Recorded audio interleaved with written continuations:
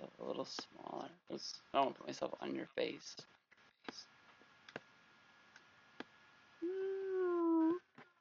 Hey, what up, everybody? This is Stevie Breach coming to you. I got my good old buddy Gemni888. It's always good to dig him up out of the grave every once in a while, Undertaker style. Everybody liked the last review we did, so we're going to talk a little WWE. You ready for that, Gemni? Ready. All right. I was watching Monday Night Raw. We were tweeting back and forth during the show, and there was a part where you hit the brakes. You said that you weren't ready to make the SummerSlam trip if our buddy, good old Rey Mysterio, kept the title. You were pretty scared of a Mysterio title reign, weren't you?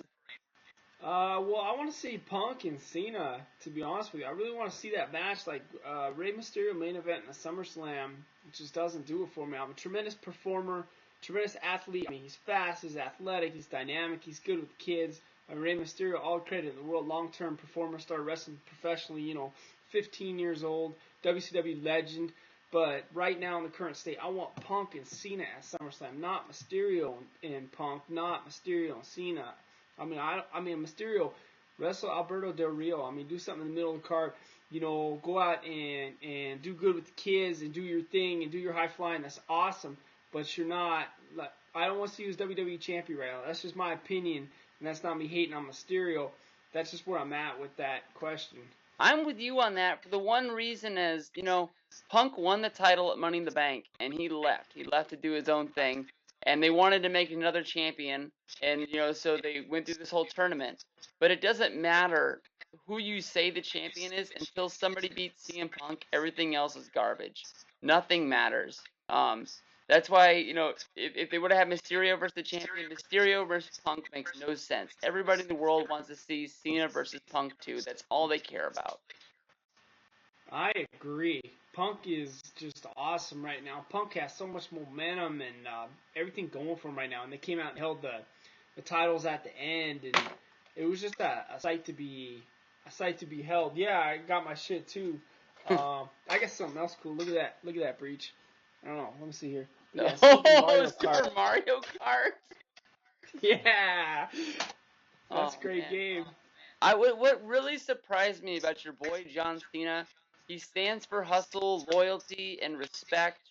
Cena, his character, he knows when he's been beat. He gives credit to the people that have beat him, and he says that he's gonna train and he's gonna work harder to go out and beat those people.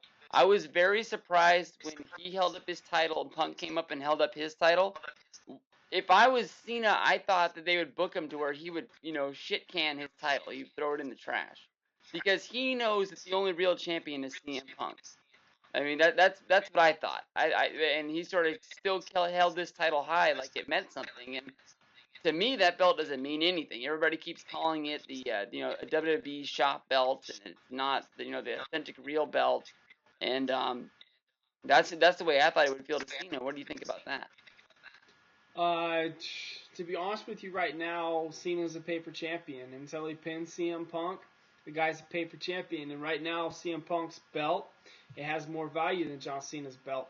But all the credit in the world to John Cena for doing good business, doing what's right for the wrestling business, putting another guy over, elevating Punk up to that next level, getting Punk to be out there, a huge name. So all the credit in the world to Cena for working hard. For all the people who say Cena is selfish, that he doesn't put talent over, look at what he's done for Punk. He made him look so good. They worked that tremendous match in Chicago, one of the best matches of the year behind Undertaker and Triple H.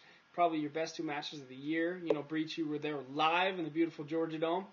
But yeah, Cena's worked real hard to get. He put the boy The Miz over. He put The Miz over at WrestleMania. Not that many guys get to walk out of WrestleMania with the win, even if the win was given to him by The Rock. If Cena really wanted to drag his feet, I'm sure he could have pitched a fit and said that he was gonna walk out of there. And I think Vince would have gave it to him if he really wanted it. I agree. Look at this tape, man. What you got? What are you pulling that out for? That has nothing to do with what we're talking about. I know. It doesn't have nothing to do with it, man. But I just had to show the beauty of the clamshell, dude. I know. I'm sorry. I'll put my clamshell away. I only deal with one kind of clamshell, and it doesn't have anything to do about VHS tapes. That's all I gotta say. But yeah, that's not good. SummerSlam. Raw still has some open question marks. Like, people keep thinking John Cena, or not, I apologize. People keep thinking that Triple H is gonna rip out of that suit like Superman and just start kicking some ass. I think that the Triple H character needs to change. Think it needs to evolve and completely turn into something different. If he wants to be the real chairman, he needs to keep that suit on and become sort of a wimpier version of Triple H. He needs to become sort of beatable and build up to a feud with CM Punk that people think is going to come later. I don't think you need to rush right into that. Do you? I'm gonna be honest with you. Everything you said, I think that I agree that Triple H needs to get this role over as commissioner. I think he needs to learn how to do the whole commissioner in charge angle and get really, really good at it. And Triple H is smart enough where he could do that. But right now, first 2 weeks in, I think people are gauging it and saying it's a fail. It's too early to tell if it's a fail or not. But yeah, he definitely's got to try to get this whole office guy over. Get the character over. Give it a couple months. And if it fails, then have him rip the freaking shirt off and start kicking ass again and put Vince McMahon back in that role, whoever Stephanie in that role. But for now, try to get it over, see where they could go with it. But first 2 weeks in, it's too early to gauge, is it going to be a fail or success. Personally, I don't know. I don't know. I want to see Triple H fight somebody. It's hard for me to go out there and see him talk, but you knew the guy's pushing, 44, 45. He had to slow down his in-ring work sometime.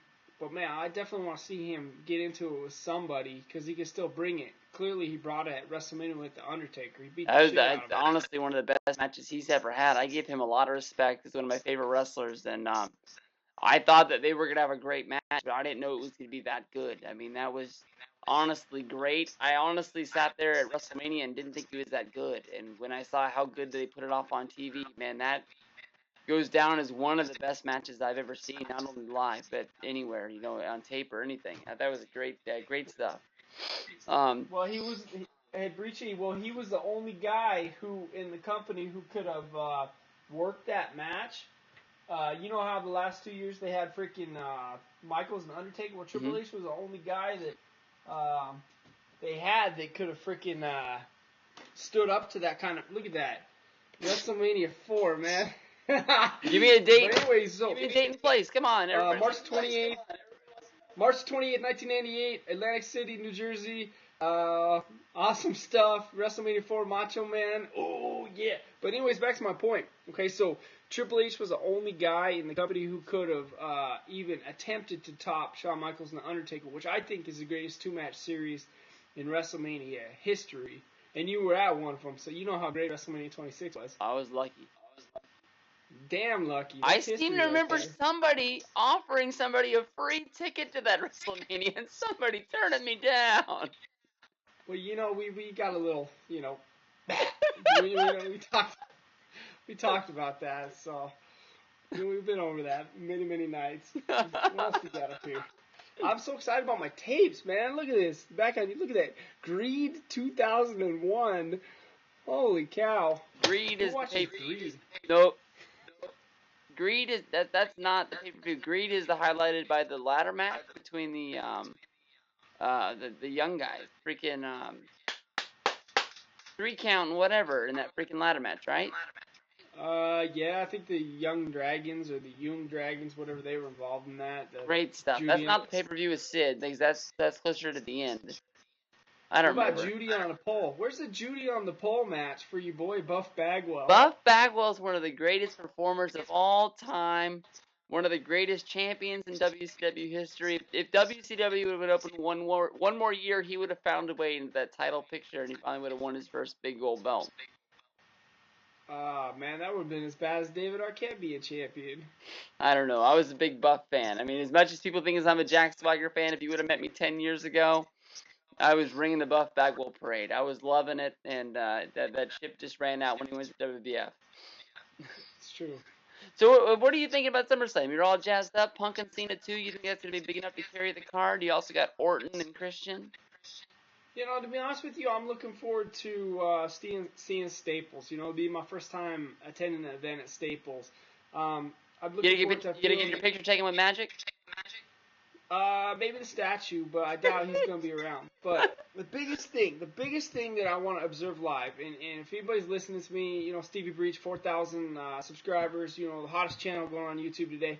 But if anybody could take one thing from me, I want to feel the energy in that building when CM Punk comes out. I want to feel what it's like, what those fans in Chicago felt like when CM Punk came out. Because I have a feeling when that dude comes out, it's just gonna be magic.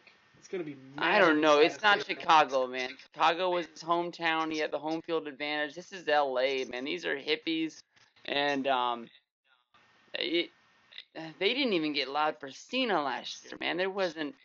L.A. is a different kind of crowd. It's not, Sacramento has the benefit of being a small place. You might go see Raw there.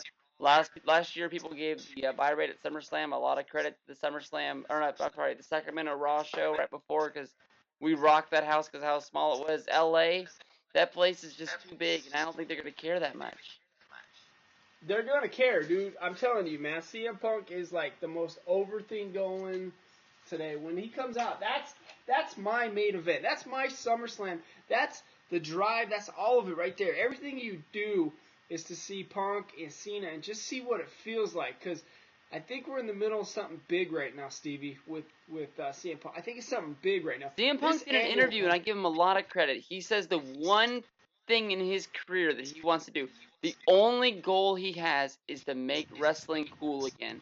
He says he's going to pair up with whoever it is in the world that can do that with him. He says John Cena is the one guy in the business that brings the most out of him, and that's why he loves working with him. But he wants to make wrestling like it was in the late 90s. That's the one goal he has. That's what he's trying to do, and put WWE on his back and carry it there. And I give him all the respect in the world for that.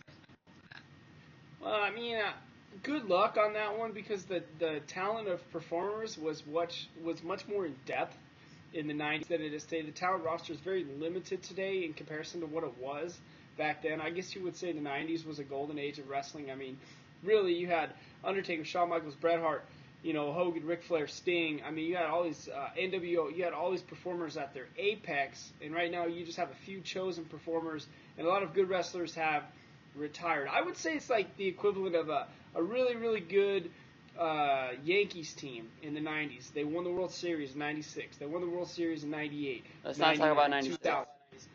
Yeah, let's not. Jim Leyritz says hello. But anyways, okay, so they won all those World Series, right? But then all their good players went away, and then the Yankees kind of waited about 8-9 more years until they won another World Series, and that's well, that's because they went away from building teams. The Yankees were just spending money. We need a center fielder. We'll just buy the best guy out there on the market, even if he didn't fit with what they had. Let's talk wrestling. Let's not take baseball. All right, but just back to my point, Breachy. So the point is like, okay, so they have all these good players, and they go away, they retire, whatever, they get traded to other teams. And then the Yankees kind of go back to, I know they made a World Series, but they didn't win, and they go back to being okay. It's like that's where the WWE is. They're rebuilding their product with superstar CM Punk, who's geared and ready to carry it for probably 10 more years. He's probably the hottest. You can't put a value, Breachy, on getting over with the crowd. The crowd decides who's over, and the crowd has decided that CM Punk is their guy. They cheer him, and the WWE doesn't have to force feed it down your throat to make you cheer CM Punk. They do that shit on their own, and that's a big deal. Like Austin, they cheered for him on their own, not because somebody made it. Rock, they did it on their own because The Rock was cool. Right now, CM Punk is what's cool. CM Punk is what's in, and being force-fed is what's out. And Cena's out right now, and Punk is what's in. And that's, I mean, Cena's up there, right? But it's almost Cena's job to elevate Punk, as opposed to the other way. 5 years ago, it would be CM Punk's job to elevate Cena. But now the roles are reversing. Cena's elevating Punk, if that makes sense. Well, I want to go back to the whole thing you talked about, the Yankees and building their teams and everything like that. And you're saying that they don't have the roster that they did in the past. They have some of the best. They go out and they get the best wrestlers in the world. They have so many guys right now that they could push, but they only focus on 4 or 5 guys for 2 shows. I mean, if they did what they did in the Attitude Era and make guys like Val Venus, Goldust, Billy Gunn, Road Dogg, I'm saying like guys like that mattered. Like the Intercontinental title mattered back then, and now the U.S. title and the Intercontinental title, you really have to think, for 2 minutes before you can think of who even has the belt anymore. The mid card in the WWE just doesn't matter. The way they pick who's going to be on pay-per-view seems like they just draw names out of a hat. They've got guys like John Morrison that are ready to go. I believe if you get behind Drew McIntyre, he's the guy that can really go. They got guys that they could beef up their main event with, but it's like they just have their 5, 6 guys that they care about, and that's it. And they got guys like Shawn Michaels, Triple H barely wrestles anymore, Taker's walking away. They're not building up guys, and that's their problem. They have a farm system, but they don't have a real farm system inside the WWE. Once these guys hit main TV, they're either jobber status or nothing. If it wasn't for The Miz, they haven't built a real star in years. Yeah, but they're killing The Miz right now. He's been cold for 2 months. And that's what they work so hard to get The Miz over, but I don't even know if they realize it, but they spent the last 2 months, and they're killing that guy. They can't push the guy forever. He's got to fall off every once in a while. Everybody has a cold spell, and they could heat The Miz up in an instant. I think that's the reason why they're going to put him in this feud with Mysterio, because a lot of guys are sick of him seeing work with the same guys like Cena, and they want to see him work with something different. They work with somebody basically his size, that's like a little bit faster than him. He's got to step. You have to see him, sort of work that different kind of style. That's what you want to see from him. And I'm sure when he comes out of this Mysterio feud, he's going to come out on top, and he's going to be right there in that title picture again. Wrestling has changed. It's changed a lot. I mean, I think one of the biggest things that used to get wrestlers over in the 80s that they don't do now is they used to give them all interview times. And they used to let them all talk and develop their character.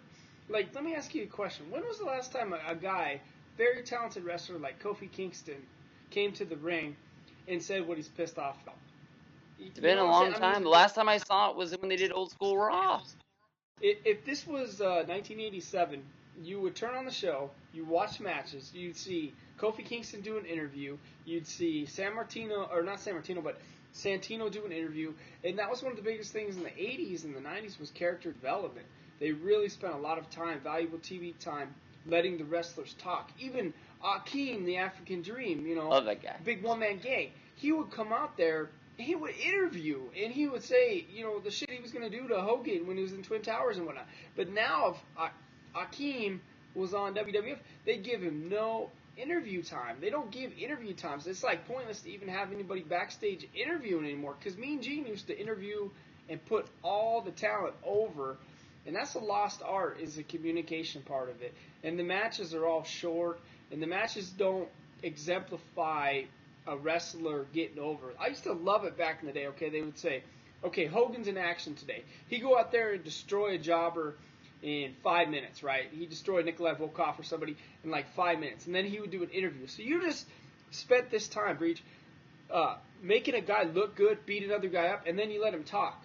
But nowadays, you have a guy go out there, wrestle 3 minutes, whatever, it doesn't make him look very good, and then they don't let him talk. He just goes to the back and they cut to commercial break. And that's one of the biggest things. They used to let him talk. That helped a lot of guys get over. Like Rick the Model Martel.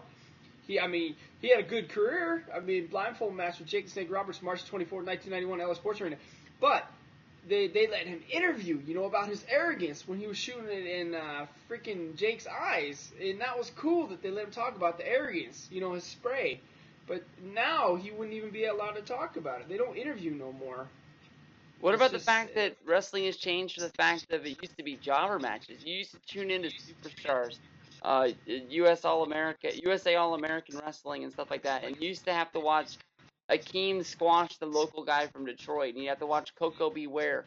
And that's how you saw guys win matches in 3 minutes. And it seemed like, whoa, that guy's a badass. Whether if it was Kamala or anybody, because, you knew that the guy on the other side of the ring was nobody, but still, he picked him up and slammed him, and you're like, whoa, now that's a guy that you can't be messed with, because they got in your mind, they brainwashed you, they haven't lost in so long, but now it seems like they don't have the developmental style of match anymore, so you have to see, Mysterio versus Miz, and you're always noticing, like, hey, Miz hasn't won a match on Raw in 2 months, or they bury somebody like Jack Swagger, or Kofi Kingston. Your mid-carders become your jobbers, and that used to be taken care of by somebody else. That's why your mid card doesn't look strong anymore. It's so funny because when you go to house shows, Kofi and a guy like Drew McIntyre, or Kofi and a guy like The Miz will have the best matches of the night, and they'll work the hardest of the night. When you see a performer like Ray, Kofi, Swagger, they'll have the best matches of the night because at a live house show, you got 15, 20 minutes, 25 minutes to actually watch what they could do in the ring. And that's just what's not on TV. It's 3 minutes, get out, show some divas boobies, McMahon comes out and talks, and I'm just making a point, like, when you go to a live house show, you could really get into what you're seeing in front of you because they give them time to work, and it's I made that video a while ago. I will praise like, if I had a list on what I wanted to see, I would say house show first, pay-per-view, and then get your TV tapings underneath. TV tapings it's a 2-hour show you go to, and they waste so much time talking in the ring with the Triple H doing a 25-minute promo, and you only get to see like a little bit of wrestling. Most of the time, your main event ends up in a squash. You go to a house show, you get to see real wrestling action. It's, wrestling, and that's what matters. And you don't get it any other way. Yeah, that's awesome. That live house shows are the best. And okay, but the thing about a pay-per-view like WrestleMania, what makes it worth going though, is because that they're gonna go all out with at least 1 or 2 matches. And think about what you got to see by going to WrestleMania. So you got to see The Rock live, which nobody had seen him live in 7 years. You got to see a huge building, huge fireworks display, big city, bright lights, Atlanta, big party town. You got to see all that shit. And you got to see Triple H and The Undertaker go all out, physical 25-minute battle. And that's what people go to WrestleMania for. It's just, that's why you go to WrestleMania. But, like, some of the pay-per-views are just worthless, man. I think I got Over the Limit back here that I haven't even taken out of the damn plastic yet. Dude. Over the Limit's a good show. Watch it, Jim. Trust me, it's good wrestling action. You'll like it. You got, somebody stole the match. Somebody stole the show that night. I can't remember who it was, but Alex was there. Good old Edge is the best one. He was guest host that night. There you go. Oh, that's a good DVD right there. Hey, the Braves haven't won in so long that I only have a VHS tape of their championship from '95. I had that tape. I had their '91 tape, Reach, because I was a huge Braves fan. Atlanta in 1991. They got done dirty by the Twins, man. Hey, you want to see some wrestling action? You watched Kent Herbeck on first base wrestle Ron Gant off of first. That's right. He pulled his leg right off the bag. I was so mad. I was a young kid, dude. I was 11 years old. I couldn't believe Kent Herbeck did that. I hated him to this day. They had Kent Herbeck Day in the Metrodome in 1995, and I hated it just because I was so pissed at him for pulling Gant's leg off the bag. But anyway, that was good stuff. Good stuff. Anything else you want to cover, Jim? No, not much. I can show you a tape. Show me a tape. All right, you can see it's just a Macho Mask for Billy Paz. Oh, that's a great tape right there. I have it on DVD. Come see it at my house. So you want me to explain the granny panty theory on Miss Elizabeth? There we go. I want to hear it. All right, so I don't know if they had thongs in 1988. So, I just don't know if they had sexy underwear in 80. I don't know if thongs were invented yet. So I think that's why she was wearing granny panties, Breach. But I mean, God rest her soul.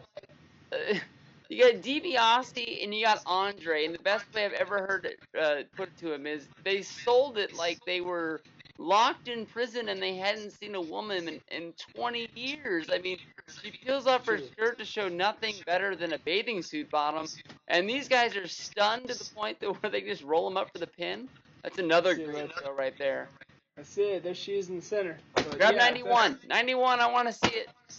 You don't have it?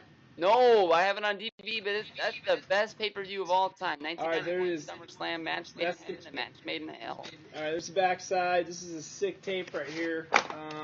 You can tell it's the original, too. This ain't no phony baloney. Oh, dude, that's one of the best pay-per-views of all time. I mean, you get two legends right there, Hogan and Warrior, going up against going up against the Slaughter's Dream Team, which was none other than the Iron Sheik and some guy from I forget where, but Colonel Mustafa and General Adnan. That every match on that card is good. Even the Hammer versus IRS, good matches. It's a good match. Hammer and Piper was the best commentator of all time during Virgil versus DiBiase, which doesn't sound like a great match. You watch that match and it drains you. Look at that. Oh, the That's Piper 1980. That's it. That's Luke's tape that he spent $500 on. So. Can't go wrong. All right, what do we got? You done? I think we're all done. Thank you very All right, much. cool. See y'all later. All right.